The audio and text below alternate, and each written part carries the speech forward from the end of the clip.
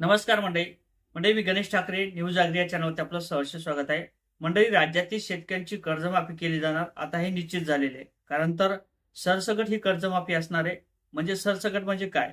कोणत्या शेतकऱ्यांची कर्जमाफी होणार? त्यासाठी कागदपत्र जी काही प्रक्रिया असेल ती कोणत्या बँकेच्या माध्यमातून सुरू करण्यात आलेली आहे? इतर बँकेचे कागदपत्र कधी केले जाणार? शेतकऱ्यांची कर्जमाफी किती लाखापर्यंत केली जाणार? कोणत्या शेतकऱ्यांची कर्जमाफी केली जाणार? कधीपासून ही कर्जमाफी केली जाणार? अनेक आपल्याही मनात प्रश्न असतील आणि याचंच उत्तर आपण या व्हिडिओच्या माध्यमातून घेणार आहोत. सरसकट कर्जमाफी करत असताना कोणत्या शेतकऱ्यांची कर्जमाफी केली जाणार? कोणत्या बँकेचं कर्ज माफ केलं जाणार? किती लाखापर्यंत कर्ज माफ केले जाईल?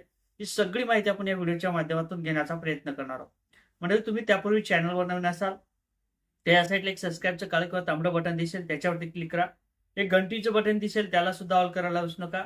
आणि हा व्हिडिओ थोडासा मोठा जरी झाला तरी हा व्हिडिओ शेवटपर्यंत बघायला सुद्धा विसरू नका. कारण तर कर्जमाफी घेत असताना चुका होतात आणि चुका झाल्यानंतर आपली कर्जमाफी किंवा आपण तो जे जे काही शेतकरी असेल ते पात्र होत नाही. म्हणून ही माहिती व्यवस्थितपणे ऐकून घ्या आणि हा व्हिडिओ शेवटपर्यंत बघायला विसरू नका.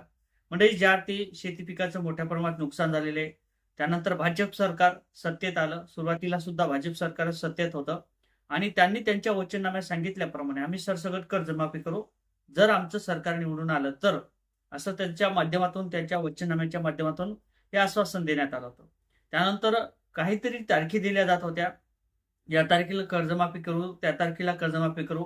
आम्ही आताच कर्जमाफी करणार नाही. योग्य वेळ आणि योग्य शेतकरी यामध्ये सामील झाल्यानंतरच शेतकऱ्यांची कर्जमाफी करू, असं आश्वासन दिलं जात होतं, असं बोललं जात होतं. त्यानंतर स्वाभिमानी शेतकरी संघटना असेल, बच्चू कडू असतील, रविकांत तुपकर असतील, राजू शेट्टी असतील, नवघरे साहेब असतील, अनेक ठिकाणच्या शेतकऱ्यांच्या पुढाऱ्यांच्या माध्यमातून उठाव झाले आणि त्यानंतर शेतकऱ्यांच्या कर्जमाफी संदर्भात राज्य सरकारला कुठेतरी निर्णय घ्यावा लागला. समिती गठीत करण्यात आली आणि या समितीच्या गठीत केलेल्या समितीच्या माध्यमातून जे काही कार्यकारी संस्था असतील, त्या कार्यकारी संस्थेच्या माध्यमातून जे काही पतसंस्था असतील, जिल्हा मध्यवर्ती बँका असतील, त्यांच्या कागदपत्राची पडताळणी सुरू झालेली आहे.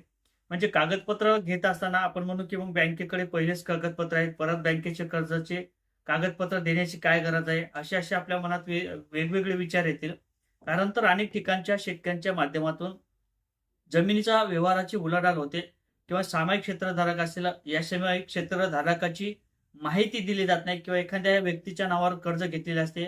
पूर्ण बँकेचं कर्ज हे थकीत जाते किंवा पुनर्गठन केले जाते. म्हणून जी काही माहिती असेल, ही एकंदरीत किती शेतकरी यामध्ये पुनर्गठित आहेत, किती शेतकऱ्यांच्या माध्यमातून डबल बँकेचं कर्ज घेतलेलं आहे आणि किती शेतकरी हे बँकेचं कर्ज रेग्युलर भरतात, ही सगळी माहिती कळाली जाते. म्हणजे कार्यकारी संस्थेच्या माध्यमातून जिल्हा मध्यवर्ती बँका असतील, त्यांची माहिती घेतली जात आहे आणि त्याचबरोबर आता नॅशनल बँकेची सुद्धा माहिती घेतली जाणार आहे. म्हणजे तुमचं ॲग्रीस्टेक असेल, त्याचबरोबर यावर्षी राज्य सरकारने जे काही ॲग्रीस्टेक काढलेले आहे, त्याची सुद्धा माहिती आपल्या सातबाराला जोडण्यात आलेली आहे. त्याची माहिती सुद्धा जुळवाजुळीचं काम आणि जे काही डाटा असेल राज्य सरकारच्या माध्यमातून घेतलेला, हा फार्मर आयडीला जोडण्याचं काम हे झालेलं होतं आणि सगळी माहिती आता घेतली जात आहे. आता जे काही राज्य सरकारने आश्वासन दिलेले याप्रमाणे शेतकऱ्यांची कर्जमाफी केली जाणार. यामध्ये कोणत्या प्रकारचं दुमत नाही. 30 जूनच्या आत ही शेतकऱ्यांची कर्जमाफी केली जाणार असंही बोलल्या जात आहे.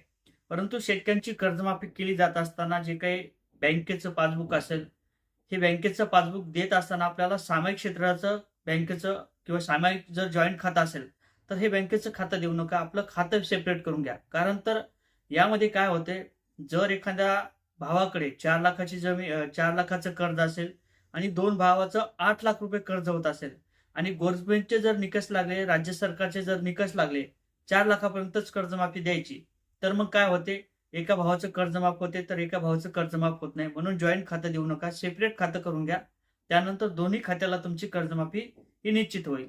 त्यानंतर महत्वाचं म्हणजे आधार कार्ड बेसवरती आपल्याला आतापर्यंत राज्य सरकारच्या माध्यमातून जे काही निधी असेल, पीक विमा असेल, नुकसान भरपाई असेल, घरकुलाचे पैसे असतील, गव्हर्नमेंटच्या सबसिडी असतील, हे सगळे आपले पैसे डायरेक्ट आपल्या आधार बेसवरती खात्यावरती जमा केले जात आहेत. म्हणून आपलं आधार कार्ड मात्र अपडेट करायला विसरू नका. कारण तर 10 वर्षाच्या वरती झालेले आहेत, आतापर्यंत आपण ते आधार कार्ड अपडेट केलं नाही.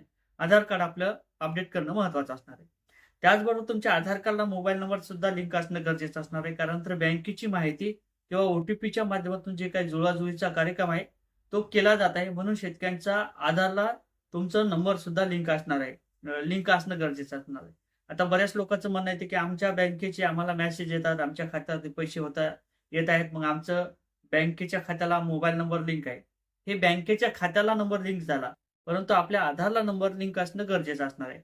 त्याचबरोबर ज्यावेळेस तुम्ही बँकेचं कर्ज घेतलं, ज्यावेळेस तुम्ही बँकेचं कर्ज घेतलं, त्यावेळेस तुमच्या जेवढ्या सातबारा तुम्ही दिल्या होत्या, त्याचबरोबर तुमची होल्डिंग दिली होती. अशी सगळी कागदपत्र परत एकदा जे काही कार्यकारी संस्था असतील, जिल्हा मध्यवर्ती बँक असतील, त्यांच्या माध्यमातून घेतले जात आहे. आणि हे आपण परत एकदा बँकेचे कागदपत्र द्या. आणि विशेषतः जे काही फार्मर आयडी यावर्षी काढलेली आहे, ती फार्मर आयडी सुद्धा लागणार आहे. कारण तर माहिती घेणं महत्त्वाचे असणार आहे आणि अचूक शेतकऱ्यांना याचा लाभ दिला जाणार आहे. अशी माहिती मुख्यमंत्री फडणवीस यांच्या माध्यमातून दिली जाणार आहे. योग्य शेतकरी हाच असणार आहे, ज्या शेतकऱ्यांची फार्मर आयडी असेल आणि ज्या शेतकऱ्यांचे सगळे कागदपत्र अपडेट असतील.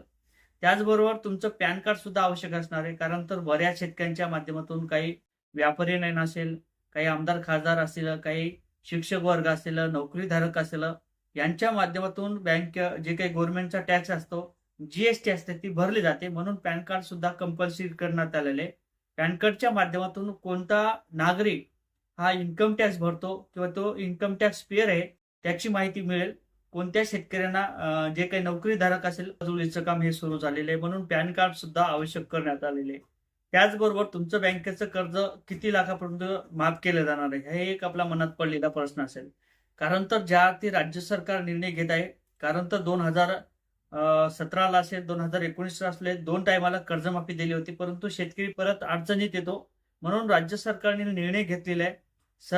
बँकेची जर कर्जमाफी करायची असेल, शेतकऱ्यांची जर कर्जमाफी करायची असेल, तरी बँकेची कर्जमाफी सरसकट झाली पाहिजे, असा राज्य सरकारचा एक निर्णय असू शकतो. आणि त्याप्रमाणे 2 लाख रुपये, 3 लाख रुपये जेवढं कर्ज असेल ते तुमचं पुरेपूर माफ केलं जाऊ शकते. कारण तर नॅशनलाइज बँकेचं कर्ज माफ केलं जाणार आहे. बऱ्याच शेतकऱ्यांचे परत कमी येतात. मग ॲक्सिस बँकेचं कर्ज माफ होईल का? एच-डी-एफ-सी बँकेचं कर्ज माफ होईल का? आय-सी-आय-सी बँकेचं कर्ज माफ होईल का? जे काही बँकेच्या माध्यमातून दत्तक बँक दिल्या, अशा बँकेचं कर्ज माफ होणार का? होय, होणार.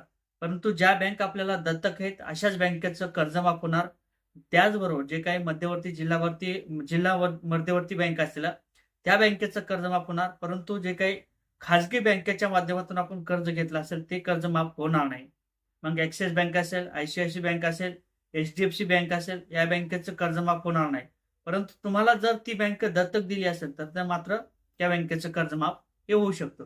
अशा पद्धतीने राज्य सरकारच्या माध्यमातून परत पाऊल उचलण्याचं काम सुरू झालेलं आहे आणि ही प्रक्रिया सुद्धा जोराशोरात सुरू करण्यात आलेली आहे. म्हणजेच जुळवाजुळीचं काम, डाटा घेण्याचं काम हे युद्ध पातळीवरती आहे आणि शेतकऱ्यांची निश्चितच कर्जमाफी ही पुरेपूर केली जाणार आहे, असंच धोरण राज्य सरकारचं सध्याच्या परिस्थितीला दिसत आहे.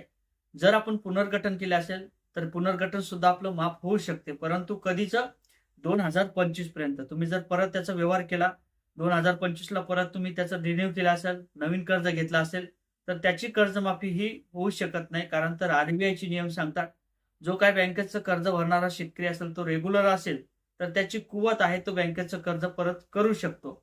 म्हणून आरबीआयच्या नियमाप्रमाणे त्या बँकेची कर्जमाफी किंवा त्या पुनर्गठनची कर्जमाफी ही होऊ शकत नाही. अशा पद्धतीने एक महत्त्वपूर्ण असं अपडेट होतं. राज्य सरकार जे काही निर्णय घेईल तो पाहणं योग्य असणार आहे. किती लाखापर्यंत कर्जमाफी करते हे सुद्धा पाहणं महत्त्वाचं ठरणार आहे. परंतु कर्जमाफी निश्चित केली जाणार, हे सुद्धा स्पष्ट करण्यात आलेले आहे. असेच नवीन अपडेट घेण्याकरता नक्की चॅनलवर नवीन असाल तर चॅनलला सबस्क्राईब करा. व्हिडिओ आवडला तर लाईक आणि शेअर करायला सुद्धा विसरू नका. जय शिवराय.